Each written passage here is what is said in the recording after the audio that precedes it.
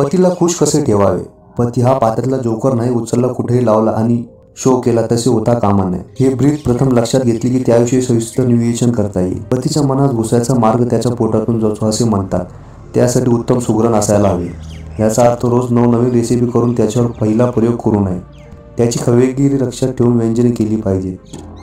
तो जेथे असेल तेथे त्याला फोन करून संध्याकाळी तुमच्यासाठी अमक तमक बनवले आहे अशी लाडीक भाषेत बातमी केली की नवरोबा संध्याकाळचे सर्व कार्यक्रम रद्द करून घरी हजर झालाच पाहिजे. पोटाचे झाले की ओठाचे व्हायलाच हवे. ओठावरील मध गोडी कधीच आटता कामा नये. शाब्दिक आणि लैंगिक आकर्षण शेवटपर्यंत टिकलेच पाहिजे. घर सोडताना त्याची सरबबाई अशी करायची की दिवसभर तो तिच्यात म्हणजेच बायकोच्या आठवणीत राहिला. तसेच जेव्हा परत येईल तेव्हा पुन्हा नटून थटून सेवेला हजर. आता पलंगतोड उपाय आचरण की त्याला स्वर्ग 2 बोटे उरणार की निश्चित.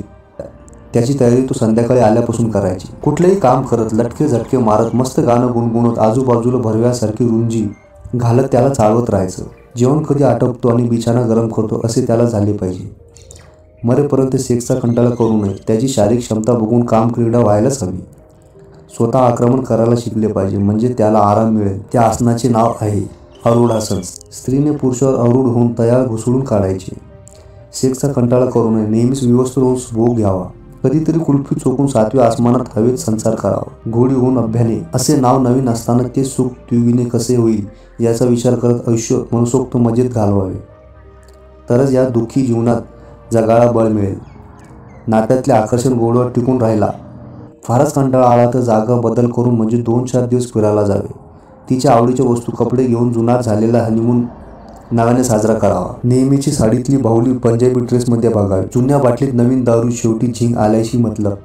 खरं तर या 3 गोष्टीतच सर्व सुख सामावलेलं आहे. तरी पण थोडंसं अजून. संसार म्हटल्यावर बाचाबाची भांडण कुरकुर आर्थिक अडचणी येणारच. पण त्यातून मार्ग सापडतो फक्त आपली इच्छाशक्ती असायला हवी. कुठल्याही परिस्थितीत एकमेकांना एकटे पडू नये. दोषारोप करू नये. जबाबदारी ढकलू नये. 4 चौघात काय घरात सुद्धा घालून पाडून बोलू नये. मान सन्मान कुठल्याही परिस्थितीत साबूत ठेवला पाहिजे. टाळी देताना कुठला तरी एक हात खाली असतो तो आपलाच असावा ही भावना मनात नेहमीच ठेवावी. धन्यवाद.